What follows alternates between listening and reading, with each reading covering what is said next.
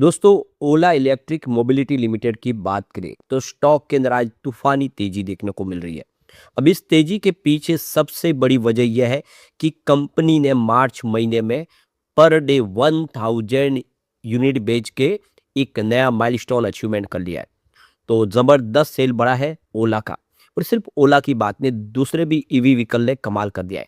क्योंकि जब से आप देखें रसिया यूक्रेन के युद्ध से आप देखें स्थिति बदलनी शुरू हुई थी, लेकिन अब सबसे बड़ी प्रॉब्लम आ गई है, वो है इजराइल, यूएस और ईरान के युद्ध के बाद। और आप देख सकते हो कि होर्मुज जिस तरह से वहाँ पे उसको बंद किया गया, उसके बाद में पेट्रोल डीजल की प्राइस की संभावना बनने लगी कि आने वाले निकट भविष्य में बहुत ज़्यादा बढ़ सकती है, जिसकी वजह से लोगों ने अब इलेक्ट्रिक व्हीकल की तरफ रुख कर दिया, जिसकी वजह से देखें तो माहौल पॉजिटिव बना है। यहाँ पे बहुत सारी बातें हैं। अब कंपनी ने अपनी क्वार्टर 4 की तैयारी भी कर ली है। ओला इलेक्ट्रिक जो लगातार लोगों को नुकसान पहुँचा चुका है, जो स्टॉक एक समय 150 के आसपास ट्रेड करता था, वो स्टॉक 20-25 के आसपास है। क्या आने वाले समय फिर बेहतर करेगा? समझेंगे इस वीडियो के माध्यम से।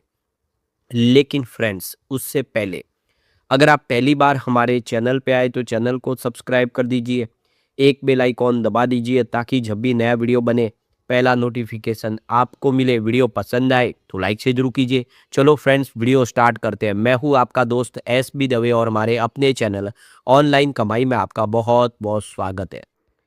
सबसे पहले ओला इलेक्ट्रिक मोबिलिटी के कारोबार की बात करें, 24.64 पर आप देख सकते हो स्टॉक इस समय ट्रेड कर रहा है, जहाँ पे 8.07% की शानदार तेजी इस समय देखने को मिल रही है। तो ये देख सकते हो कि 22.80 पर क्लोजिंग थी परसों की, और आज शानदार 24 के आसपास शुरुआत हुई 23.99 पर, और इंट्राडे में 25 तक चला गया। तो 23 रुपये का लो बना के स्टॉक ने 25 रुपये का जंप दिखाया। छोटे स्टॉक में 2 रुपये का जंप काफ़ी मायने रखता है, यानी आप देखो कि करीब 10% के आसपास की हमने तेज़ी देखने को मिली।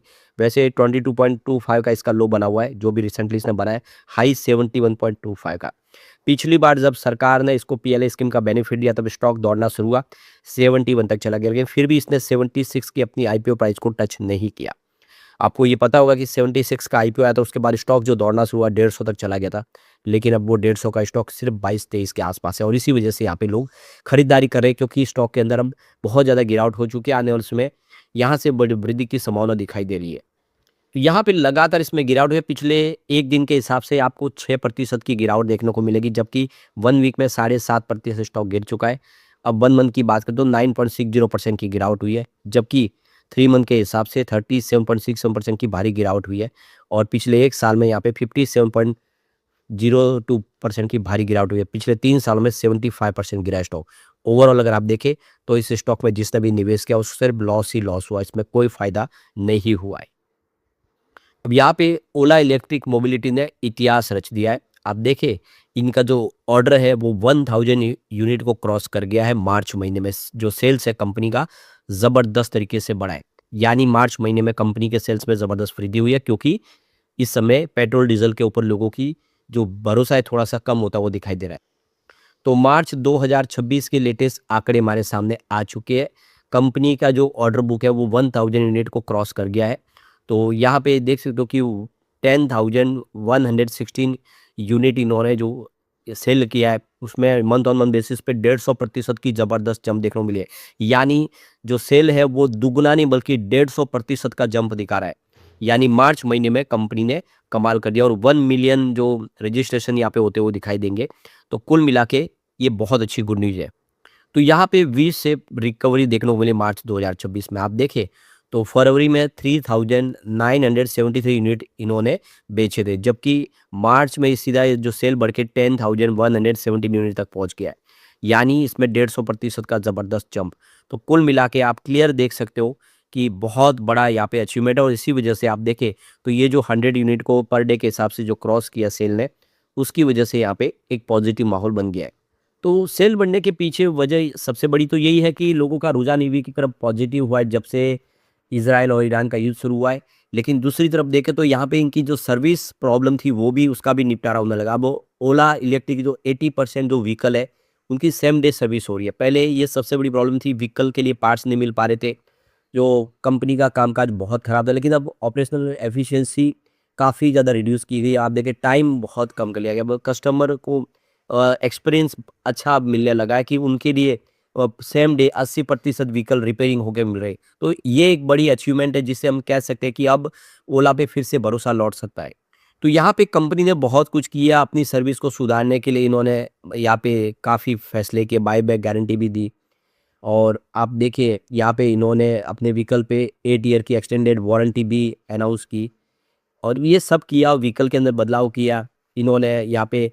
एंड सी एज कैंपेन शुरू किया। इन सब की वजह से इसका असर देखने को मिला, जिससे ओला के सेल में वृद्धि हुई है। और अब शेयर होल्डर के लिए भी यहाँ पे बेनिफिट दिखाई दे रहा है। अब इसका नतीजा ये है कि ओला इलेक्ट्रिक फिर से टॉप 5 में शामिल हो गया ईवी में, जो पहले यहाँ से निकल चुका। तो इन्होंने 1.78 लाख व्हीकल बेच दिए मार्च महीने में। तो यहाँ पे टॉप 5 से बाहर निकल गया था, लेकिन ओला इलेक्ट्रिक फिर से टॉप 5 के अंदर शामिल हो गया है। इसने, आप देख सकते हो कि अपनी पोजीशन को बढ़ा दिया, क्योंकि मार्च महीने में इनका जो सेल्स है वो डबल हो गया है। और आप देखें इनका जो मार्केट जो अंदर जो इनकी हिस्सेदारी है उसके हिसाब से देखिए वृद्धि अच्छी देखने में 60% की मंथ ऑन बेसिस पे वृद्धि हो गई है। तो वाहन डाटा के हिसाब से इन्होंने 1.78 लाख यूनिट रजिस्ट्रेशन हुआ है मार्च महीने में। तो ईवी मार्केट का टोटल देखें तो काफ़ी बेहतर रहा है। और अक्टूबर में लास्ट ईयर अगर देखें तो ये जो पीक था वो 1.43 लाख यूनिट का था। इस बार इसको यहाँ पे ब्रेक कर दिया है। टीवीएस मोटर की बात करें, यहाँ पे इनका मार्केट शेयर 26.23% के आसपास है। इन्होंने 46,859 यूनिट बेचे। मंथ ऑन बेसिस पे 47% की जंप है। फरवरी में 31,870 यूनिट बेचे थे। बजाज नंबर 2 पे रहा, जिसने 42,931 यूनिट बेचे। और यहाँ पे देख सकते हो कि फरवरी में इन्होंने 25,513 यूनिट बेचे थे। यानी इनका जो मार्केट शेयर है वो बढ़ के 24.03% हो गया। यानी बजाज ने भी कमाल कर दिया है। तो यहाँ पे लिस्ट के हिसाब से देख सकते हो कि सबसे ऊपर टीवीएस है, 46,859 यूनिट बेचे। बजाज नंबर 2 पे 42,931 यूनिट बेचे। तो यहाँ पे देख सकते हो कि एथर ने 33,621 यूनिट बेच के नंबर 3 पोजीशन हासिल की है। हीरो की 19,764 यूनिट की सेल थी, नंबर 4 पे आ गए। और 9,496 यूनिट बेच के ओला इलेक्ट्रिक नंबर 5 पे आ गया। उसके बाद में ग्रेवियस की बात करें, इलेक्ट्रिक मोबिलिटी ने 7,408 यूनिट बेचे, जो काफ़ी पीछे रह गया ओला से।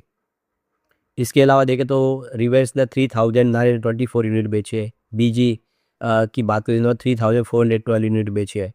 सिंपल ने 1,612 यूनिट बेचे, जबकि रिवोल्ट ने 1,172 यूनिट बेचे।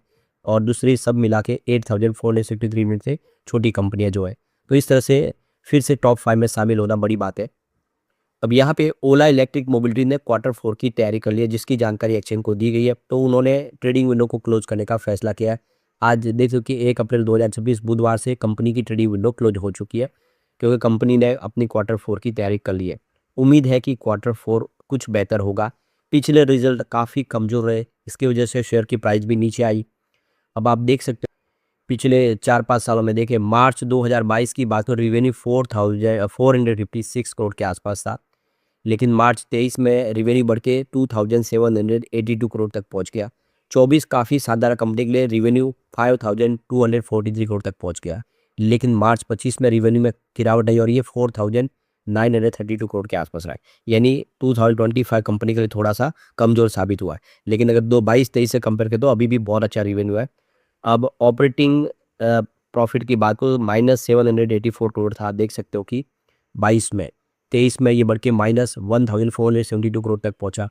मार्च में ये 1584 करोड़ तक पहुंच गया। लेकिन 25 में -2276 करोड़ तक पहुंचा। यानी ऑपरेटिंग प्रॉफिट निगेटिव रहा और काफ़ी बड़ा उसमें। अब बात करें नेट प्रॉफिट की तो 784 करोड़ के आसपास का इसका, ये देख सकते हो कि टोटल जो कंपनी को लॉस था 22 में, ये लॉस बढ़ते हुए 2276 करोड़ तक पहुंचा। तो कंपनी को लॉस हुआ है। अब इसी वजह से शेयर की प्राइस नीचे चली गई। अब जिस तरह से सेल बढ़ा है, स्थिति बदलेगी और आने वाले समय यहाँ से फिर बेहतर कर सकता है। लेकिन फ्रेंड्स, कोई भी इन्वेस्टमेंट करने से पहले अपने फाइनेंशियल एडवाइजर से एडवाइस ले ले या अपना खुद का रिसर्च करें, क्योंकि मैंने वीडियो आपके एजुकेशनल पर्पज के लिए ही बनाया। वीडियो पसंद आए तो लाइक से जरूर कीजिए और चैनल को सब्सक्राइब कर दीजिए। Thank you friends.